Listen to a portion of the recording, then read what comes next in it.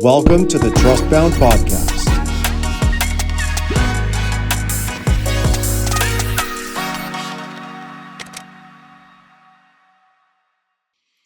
All right, here we go. Another episode of the Trustbound Podcast.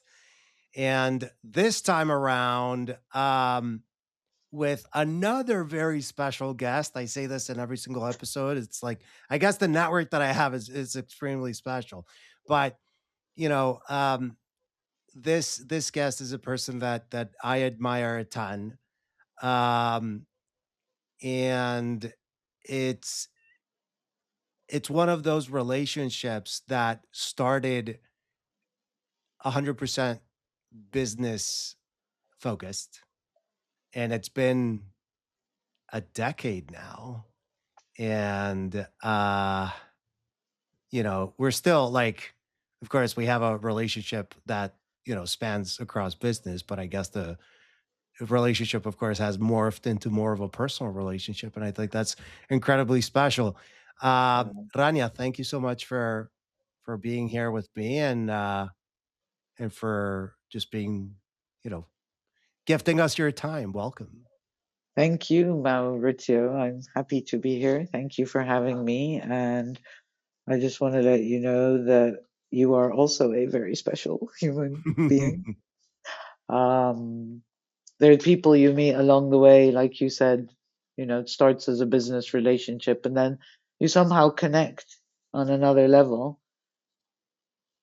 And I think those are very, very meaningful relationships in Mm, many ways.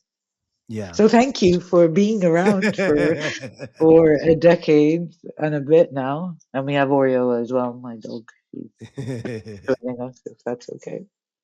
That's perfectly fine. If you or anybody listening hear cats in the background, those are my cats just wanting attention. So Yeah. that's perfectly fine.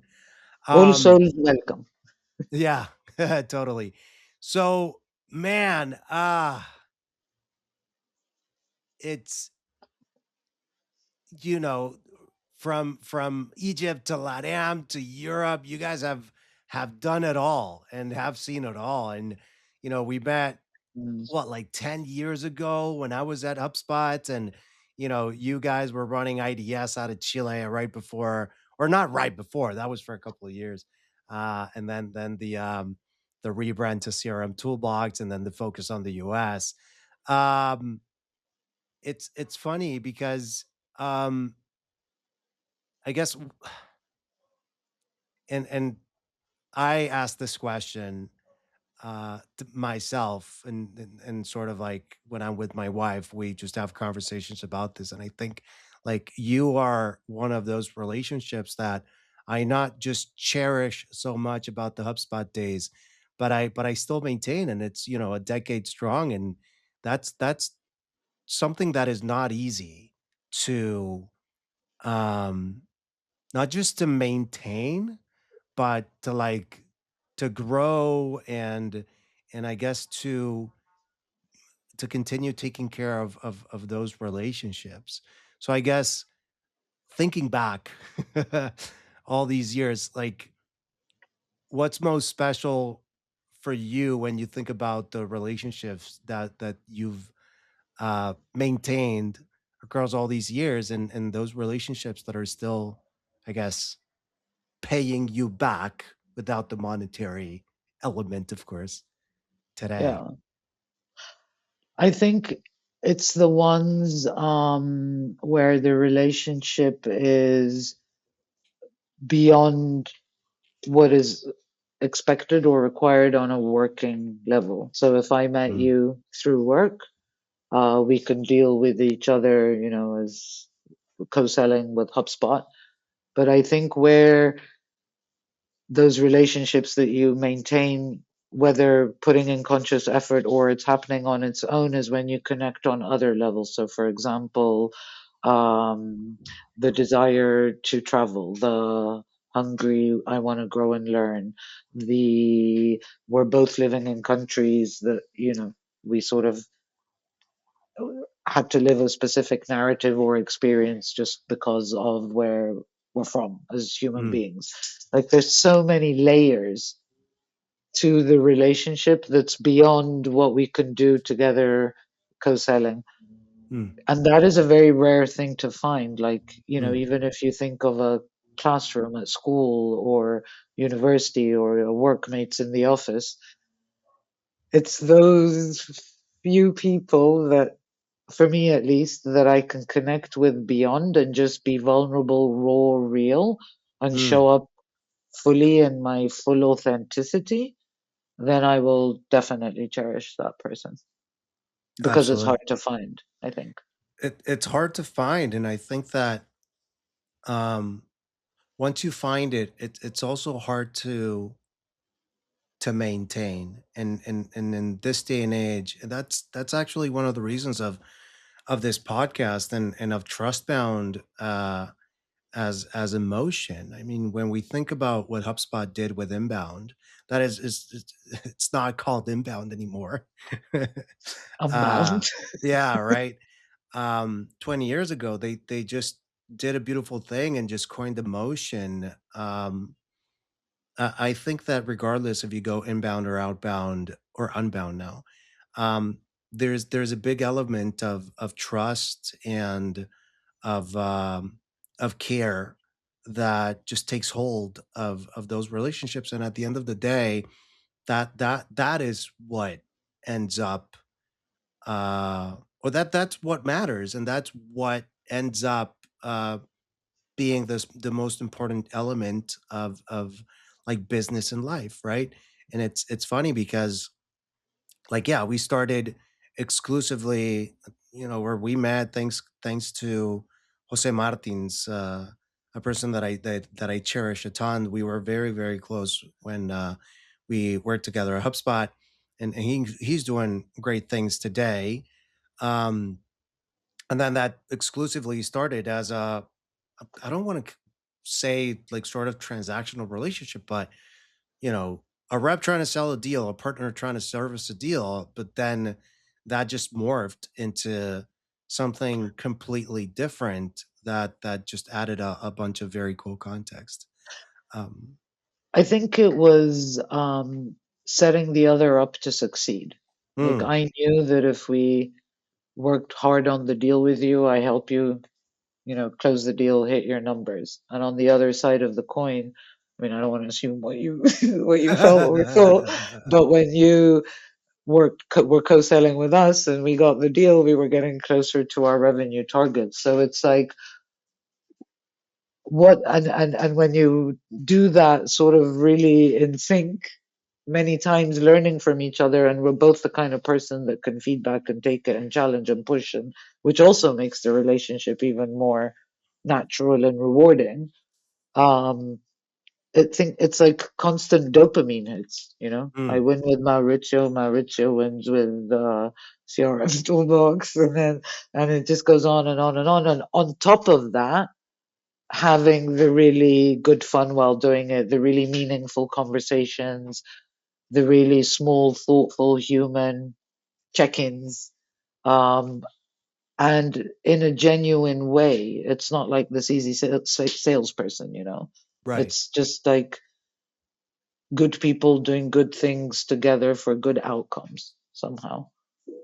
right, right. And I think that when it comes to uh, and I'm gonna do the same. I don't want to put like words in your mouth.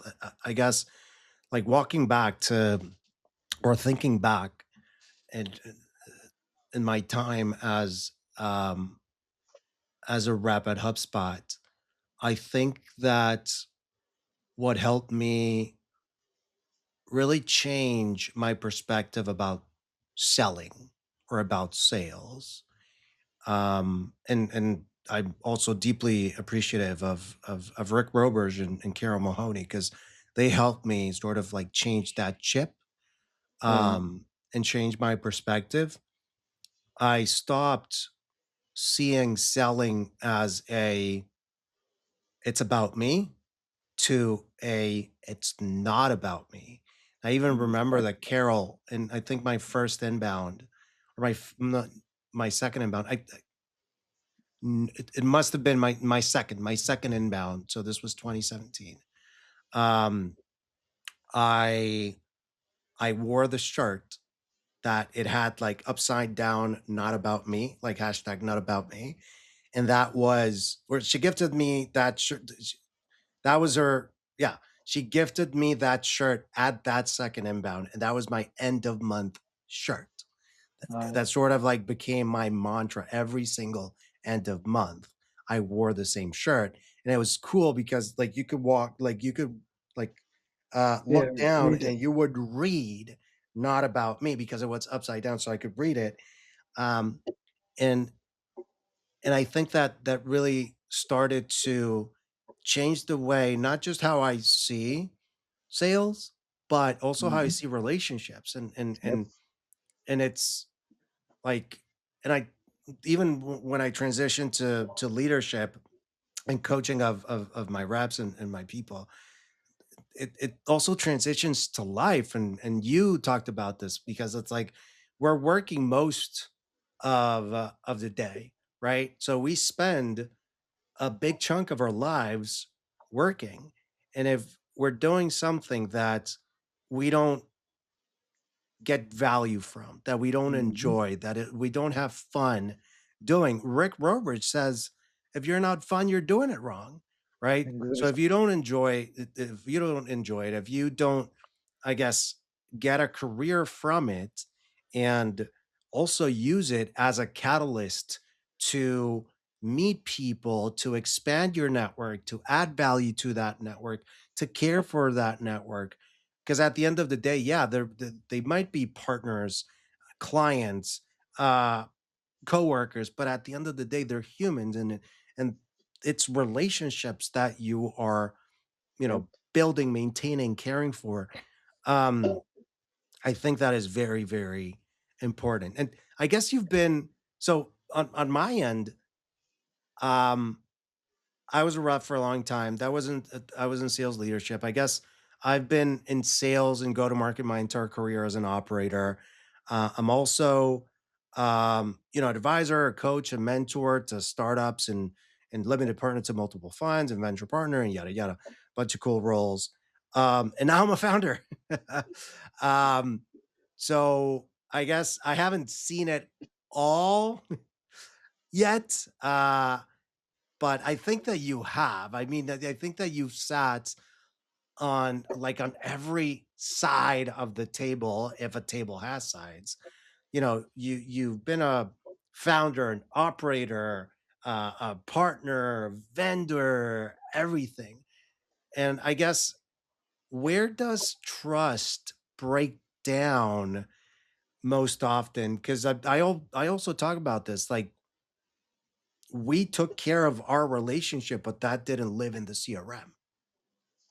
Even before we Yeah. were using HubSpot CRM, we were using Salesforce CRM. And the context about our relationship didn't live in that CRM. So where do you feel that it breaks down for you, where that context about like the trust and the relationship breaks down?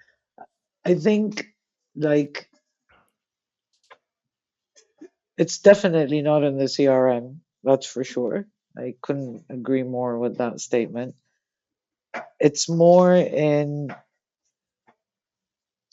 if I if I have a conversation with someone and we in a work environment Mm, and we agree on the next three steps, mm, and then the next time I meet this person, the discussion is around how those three steps never existed, mm, that's where that trust will break.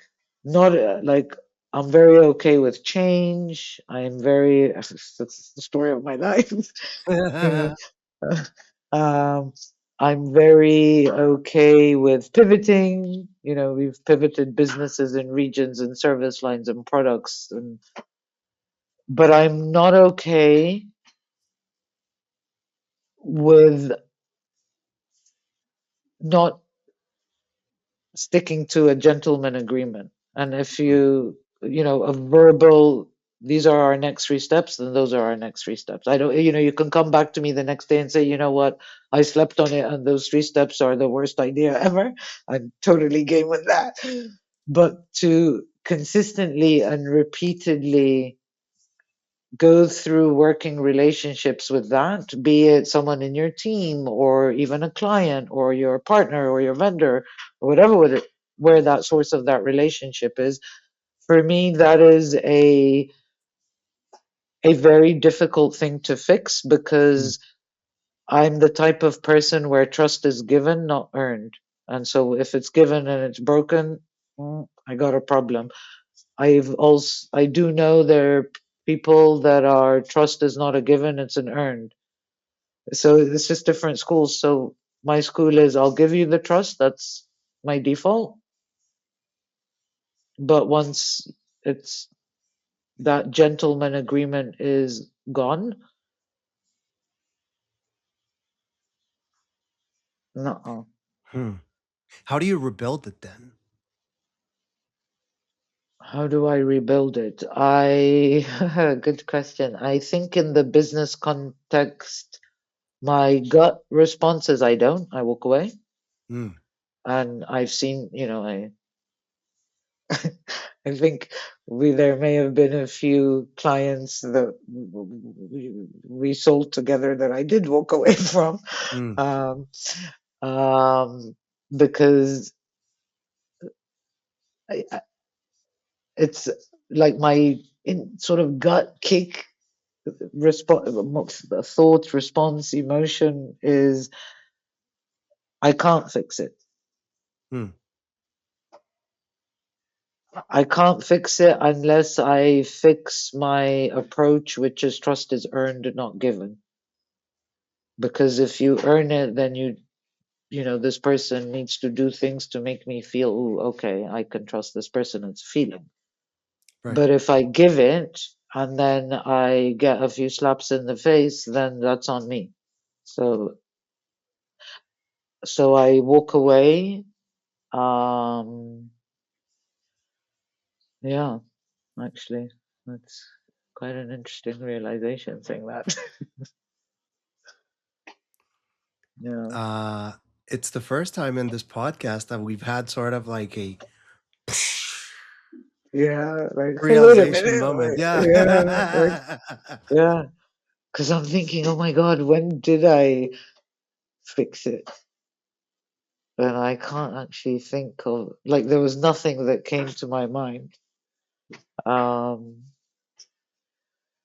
and it's funny because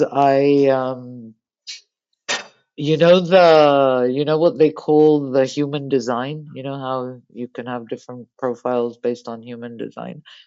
So I had recently done mine, and I'm a generator in Mm, this school of thought of human design.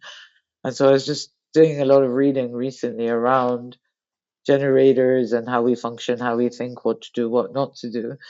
Um, and as a generator, it's all solar plexus, so it's all gut, it's all intuition, it's all like one sentence that I read it earlier today and I just giggled and smiled because I thought Izzy's gonna love this one. Is if you are communicating with a generator, give them yes no questions. mm-hmm. Because if with a yes no answer, it will be based on a gut. You don't need to think about it. So I Yeah. just did that right now with your question, and I wanted to find the I fixed it by doing this, and I was like, fuck, I can't find one. So it's a no. And it's funny because it was an open-ended question. It wasn't even a yes no Yeah, question. yeah, yeah. uh, So yeah, but my gut is I don't. I walk away once that trust is broken. It's gone. that's that's just absolutely crucial because when I see so I guess that's I guess that's the other side of the coin because when I think about life and relationships and business, it's and like the saying goes, like trust takes years to build and it can take a Yeah. second to destroy and Mhm. you might never recover from it. So I guess like going back to HubSpot, um, and thanks to not just amazing humans like Rick, like Carol, but I was surrounded by amazing humans like David Torres, like Paul Mm. Rios, like Jose Martins, like Jesse Gonzalez, like Tiago Correa, like Fio Cardenas, like Stefano Gasbarrino, like John Machado, like Corina Ortiz.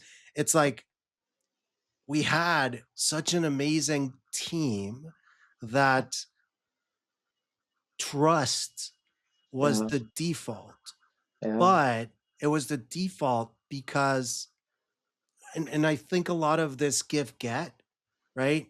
It was um I give a lot and I don't expect right. pretty much anything back, but what I got back in return, and sometimes it was not immediate, sometimes it was, but it was so much that what I was giving. So it just felt so natural and so special and so cool.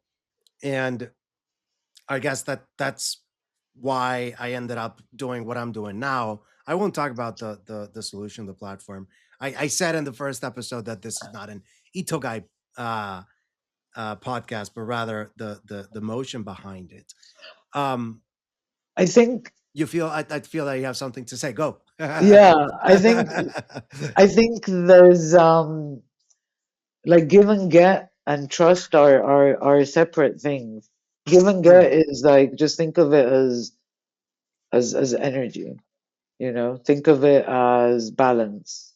That could be the Libra in me. Um, Trust is it's not about giving or getting. It's I think it's a feeling. Is Mm. trust a feeling? Uh, Is it like, I oh don't well, know. let me Google it. Yeah, Is that's a good. trust I was a gonna. feeling? I was about to say I'm just gonna GPT it, or I'm gonna ask Claude. Oh, I But prefer Claude, yeah. But you know, for the environment, my daughter made me feel very guilty that every time I use the robot, I destroy Earth. So I'm going back to Google. Um, I it's oh yeah, apparently it is a complex emotion, a meta emotion or emotional state. I I And I you know kind of what's feel. really creepy? Sorry to cut you. Go ahead. Look at what's tattooed on my hand. Confia, trust, beautiful. That's awesome. It was my reminder. It was Yeah. for me. To me, trust is, and I don't know why. As you asked the question, I remained silent. I was thinking, I was like, huh, is trust a feeling? To me, it's more like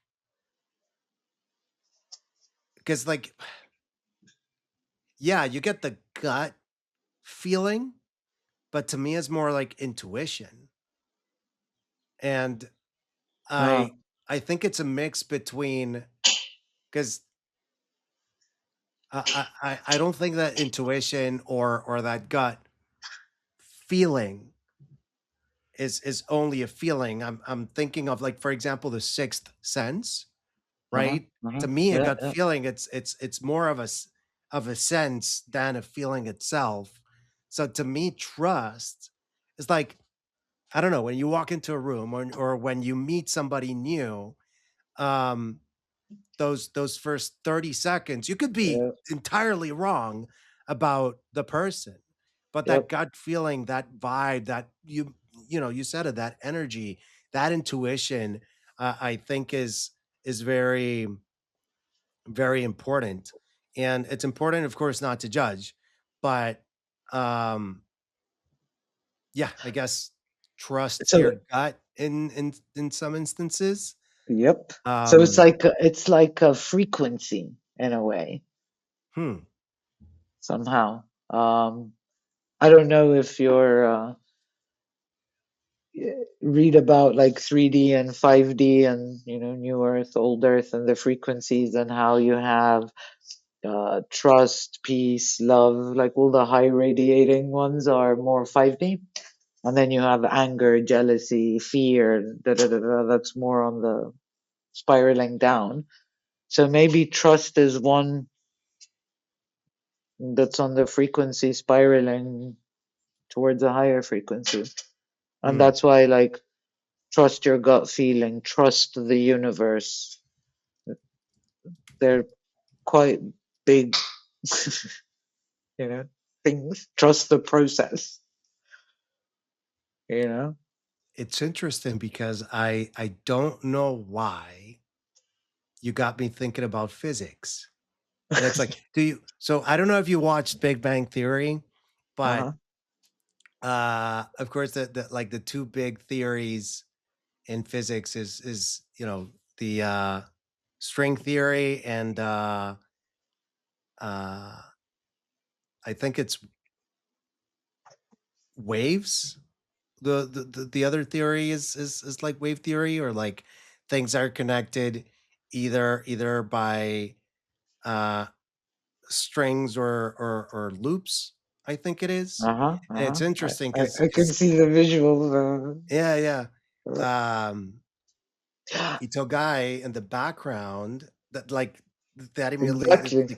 It, yeah, like when you were talking about like, hey, trust break, like if I cannot trust you and if you don't do good by the relationship, then that trust breaks and I won't be able to come back to it. I immediately thought is like, great, that's a string. And if the string exactly. breaks, like you can tie a knot around it, but the natural element of the string Yep. breaks. And I mean Ito is thread Japanese. So the Yep. string breaks, the thread breaks, and um And that's it's what your interesting. product solves. It's how do we keep those strings in such a digital, ironically connected yet super disconnected world? Like, Yeah, so oddly enough. the like my my dream or like my mission, and I guess like Ito guy started as a personal project. Like I was Yeah. and the name is Ito Guide. I can't remember if I already said this. So I apologize for the people that are listening in if I did. But Itogai is a mix of two words, two Japanese words. I Of course, there's no perfect uh, place culture, but there are a lot of things about the Japanese culture that I admire. And my wife has, from her dad's side, Japanese. They come from Japan, Japanese background, and from her mom's side, they have Austrian background. Both sides of the family, or both families, fled their respective countries before the Mhm. war, before World War II. Um, and my wife, she kept a lot of, and don't ask me why, because like I don't know, she's just very more identifiable, or identifies a little bit more with the Japanese culture. So when I was thinking about um my ikigai, we were on a trip and I was like just looking at the ocean and I was like just asking myself those hard questions. And there's an amazing book called The Five Levels of Leadership. And I even have this I wrote it down because I read this book like 5 years ago. And there's, spoiler alert, but there's a question in the book that says, um, "What did you do in your life Mm. to make a difference in the world?" And I wrote it down in my phone, and this was like 5 years ago. And when I was at the beach and I was just having this conversation with my wife, that just question came back to me over and over again. And I'm like, what do I want my not just my wife, but like my children, and like what's going to be my legacy? What do Yeah. I want, like my family, my friends, to be proud of the things that I did on a daily basis to add value to other people. And then what is my ikigai, Right. right? What is my purpose? And then I realized that I absolutely love just adding value to Value. people and connecting with people and adding value to my network. And there's where the guy comes from. And then Ito is Mm-hmm. thread in Japanese. So the mission, and then I guess like and then what started as a personal project just like spiraled very, very quickly and I guess snowballed into a product. Um we just would love that via Itogai, people can thread purposeful connections so trust can scale. I love Um, that. because at the end of the day, regardless what you do, regardless the line of work that you are, and like at the end of the day, like people buy from people, people sell to people, people build relationships with Mm-hmm. people maintain relationships with people. And I think that's something that AI will never, ever, ever take from us Mm-hmm. humans. And the Mm-hmm. moment that happens, this will become the matrix in real life. Mm-hmm. Um, so I guess that is the concept around Itogai and why I was just putting two and two together Yeah. of when How it trust all breaks. boils So down. Yeah. Trust, connection, energy, feelings, sharing, community, winning together, setting each other's, like I like seeing people I care about feel, I feel good today. yeah. If I can really help with that, be it for whatever what it is that it was, I will joyfully do that. And because that's my default, once that string is broken, I'll just create another one somewhere else. Yeah. Totally. It's like Michael Scott. I'll just create Yeah. another company and another company and another I'll just company. do it again. Yeah. And I Yeah. feel that it's interesting because it's like, man, we worked together at HubSpot, and then I think I worked for 5 other companies before founding my own. And now it's 10 years later and we're at this podcast together. And that just like keeps me coming back to the power of your network. And Yeah. I'd be remiss if I don't ask. You've been a founder, an operator, a partner, a vendor, just like you've done it all. When you think about everything that you've done in your professional career that also mixes a bunch of personal stuff in there, and I got to do it because it's the Trust Bound podcast, and I got to take a stab at cold outreach. How much of the effort that you've put in and everything that you've built, and everything and the amazing things that you've done have had an influence of your network versus not just cold outreach, but how much did your network help versus just, you know, you alone delivering the work? It's 100% network. I've never succeeded with cold outreach. Hmm. Like super clearly. Let me just pause there for a moment. Let me think because yeah, even when we moved to Chile, where I had no network, back in 2014, I think that was our first client was through a network. It was through someone who my dad knew who connected me to this person. This person was married to someone who had a cousin who was, I don't know who. Without that, you kind of have to do it through cold outreach. Hmm. Um, but growing a business, it's like this is business Ranya hat, I think it's faster to grow through your network than trying to actually ever do it through outreach. And I think it's more pleasurable and enjoyable because you'll get insight on who you will help and work with. Um, like now you're in, founder seat, so it's a little bit different because you building a company is really tiring, and you kind of have to work with everyone for a while. Um, but eventually, like I'm very cautious on who I spend my time with, Mm, professionally and personally. Um, and I think going back to building a business, when you get a referral or when someone who is in your network connects you with someone, isn't that a much better qualified lead than a cold person? And I know totally.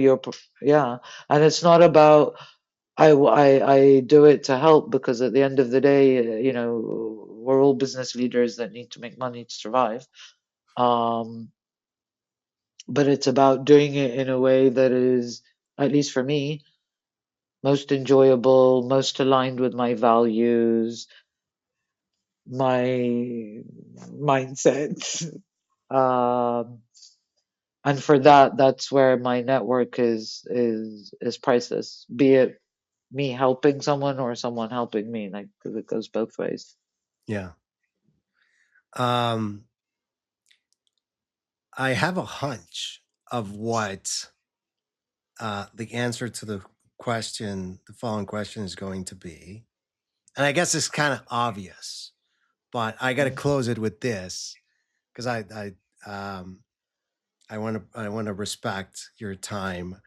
Um, when you think about the word trust bound, what comes to mind then?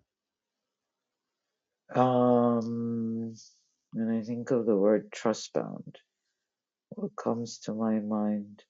I think I think like I think of bound in the form of glue, like Hmm. I'm bound to something, so I am bound to trust. It's like something in me, which is a reflection of me as an individual or a soul or a human. So if you have lots of these people with all of their strings, Yeah. then that's what comes to me. Does that make sense? Or what resonated with you in that or not? I know this is going to sound very weird, but I do not know why Voldemort came to mind. And I'm thinking about Harry Potter's Horcruxes. And it's like let's just eliminate the dark elements of the Horcruxes here. But in essence, I think that, or the way how I interpreted your answer, it's like similar to Voldemort depositing part of his soul in the Horcruxes. I think Mm, that it works. And again, it's not dark at all. It's completely the opposite. Let's look for the light, people. It's you're depositing part of your trust in yeah, that network and it's all connected. So when you exactly. think about like adding value and extracting value or getting value in return, um, it's a compounding, beautiful thing that if you use it incorrectly, it's gonna bite you in the butt. Right on, right on. And think of it if we go back in time a little bit. Think of the barter system, right? Mm, That's built on trust in a way. I can do this, you can do that, person Z can do this, and everyone can do something. So if we can all help each other by helping each other with that thing, it works and everything functions. And we don't. live in this crazy world that we're living in today. And that's very much, I think, aligned with Itogai in that sense, where it's, not necessarily bartering a service, but it's, I can, in my network, I can help you with, or someone I know can help you with, and that is priceless, because at the end of the day, that is what we have. Like, we, where we live and with our families and our communities, that's a community around you, your neighborhood, your block, your family. But online, in a digital world, I've worked 3 continents, I don't know how many different countries. um that's an online community. So Mm, I need to have something that keeps that community together, because here in my neighborhood, I'll go have a drink on the corner or hang out in the park. So online, it's kind of the same thing. And it's right, just helping, helping, helping, helping. right. Yeah. Rania, thank you so so much for your insights and the time. Last question before I let you go. If people want to connect with you, where can they find you? Oh, that would be LinkedIn. Yeah.